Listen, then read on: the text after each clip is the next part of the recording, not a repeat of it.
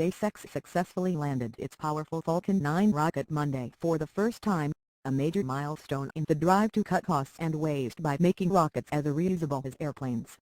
Its engines burning bright orange against the dark night sky, the Falcon 9 made a graceful arc back to Earth and touched down upright at Cape Canaveral, Florida, minutes after launching the payload of satellites to orbit, video images showed. "The Falcon has landed," a commentator said above the screams and cheers of people gathered at SpaceX headquarters in Hawthorne, California. SpaceX, headed by internet tycoon Elon Musk, is striving to revolutionize the rocket industry, which currently loses many millions of dollars in jettisoned machinery and sophisticated rocket components after each launch. "I still can't quite believe it," Musk said in a teleconference after the landing. "I think this is a revolutionary moment. No one has ever brought an orbital-class booster back intact." Previous attempts to land the Falcon 9's first stage on a floating ocean platform have failed, with the rocket either colliding with the autonomous drone ship or tipping over.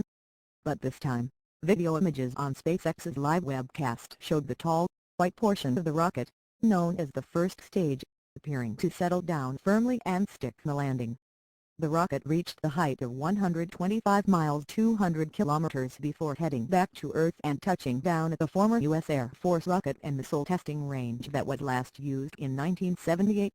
Video images were cut off within seconds of the landing, and the SpaceX live webcast returned to its commentators, who described the successful deployment of the rocket's payload of 11 satellites for Orbcom, the global communications company. The U.S. Space Agency NASA applauded the feat.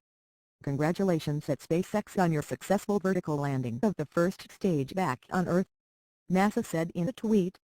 "High stakes." The stakes were high for SpaceX, which has a $1.6 billion roughly Rs.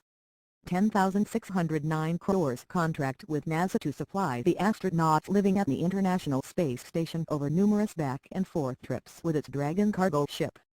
Just 6 months ago, a devastating explosion, caused by a faulty strut, destroyed the Falcon 9 about 2 minutes after launch, along with hundreds of millions of dollars in cargo and equipment bound for the ISS.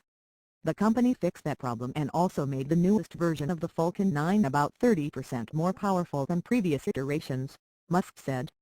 Adding to the competitive nature of the commercial space industry, Amazon founder Jeff Bezos' rocket company Blue Origin announced last month it had successfully landed its new Shepard rocket after a suborbital flight.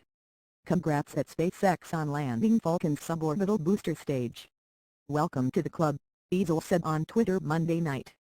Analysts have pointed out that although New Shepard was first, that SpaceX's feat would be harder to accomplish because the Falcon 9 flies higher in altitude.